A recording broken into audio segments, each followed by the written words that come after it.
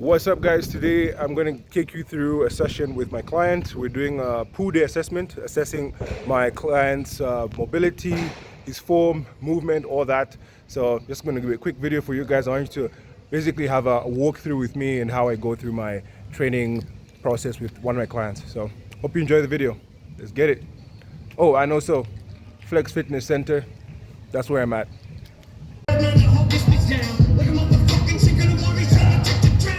So before getting into anything, I like to make my clients get blood flowing in their body. So this can include a couple cardio workouts. My client really enjoys skipping, so jump rope. So we usually begin with that just to get some blood flowing, and then we move on to begin our session.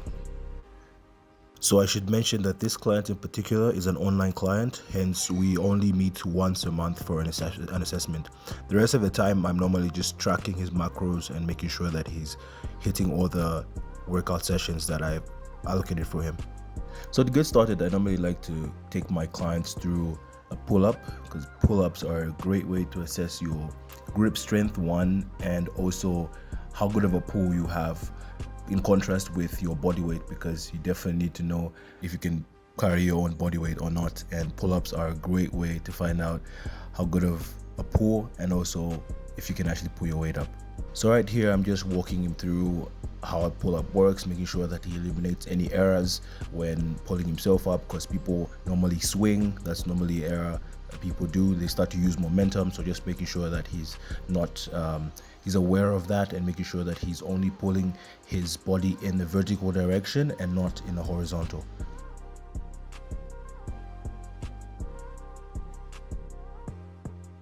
So when fatigue starts to kick in, it's perfectly normal to notice destabilization in movement. So as you notice, my client starts to move a little bit in the horizontal direction, and hence my hand there is just to prevent him from moving in that direction. And also because of fatigue in muscle, you notice that failure starts to kick in. So when that happens, a sport is needed, sporting is required, and hence that's the reason why I go below. I go to the other side and give him a slight boost at the top, just to make sure that he's still hitting these 80 to 90% of the pull-up mark. Okay, so from pulling up to pulling down, I like to go straight into a Lat Pulldowns, the Lat Pulldown machine. It's a great way to also test your pulling strength, because you can actually know how much you're lifting based on the fact that there are weights there with markings on them. So you can gradually go from 20 to 25 to 30, gradually knowing as you are increasing your weight. And also what happened is your rep range starts to decrease the higher you go. So you're getting closer and closer to your personal record when you're pulling down on the Lat Pulldown machine. The primary muscle worked here is also the latissimus dorsi, but you can also variate where you're hitting your lats. So if you're on a wide grip, you're emphasizing more on width of your lats, and a closed grip would hit your lower lats on biceps. So depending on how you're holding the bar, and also the type of bar also matters. So for proper execution of lat pull downs, I highly suggest that you slow down the tempo, don't rush it.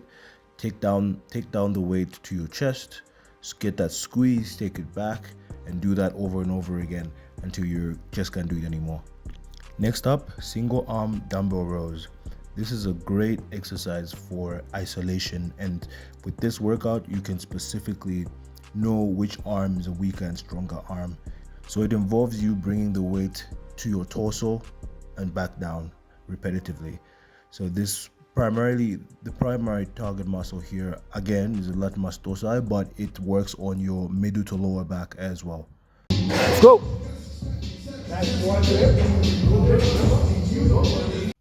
So as you can see here, I'm demonstrating to make sure that he is directly pulling the weight towards his torso, the side of your waist, but pulling it back down and not using momentum as most people do. There's a tendency for people to really swing the weight, which you could still do some decent workout with that, especially when you are reaching failure, because you can't perfectly do the workout the exact same way from start to finish.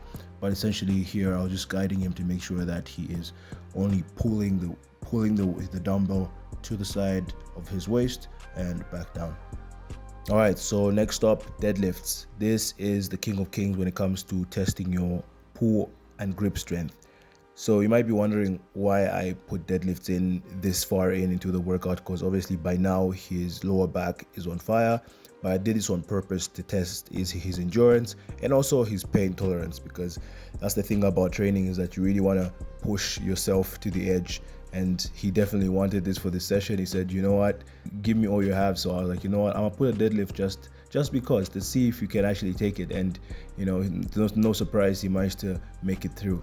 But anyways, that was a side note. The primary muscle here is your lower back, but deadlift essentially work on all your muscles, because you're pulling, every muscle in your body is working when you're doing a deadlift. So it really takes in your legs, it takes in your arms, your lower back, everything is just twitching on. And so this is like the perfect workout to really see how much strength you have.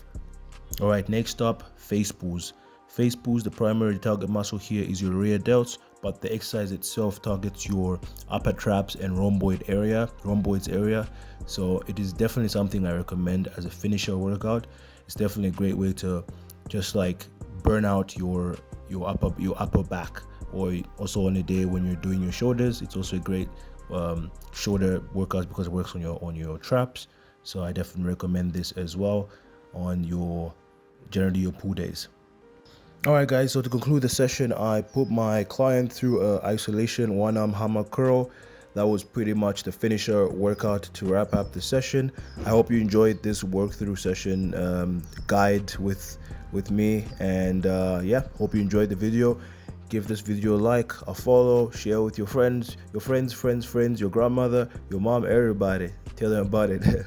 But anyways, guys, hope you enjoyed this video, and I will definitely catch you in the next one. Guys, so that marks the end of the client assessment day, pull day. And yeah, hope you enjoyed the video. Hope it was informative for you guys. And if you need my services, you know who to reach out to. Otherwise, appreciate you watching. Check you out in the next video. Ciao.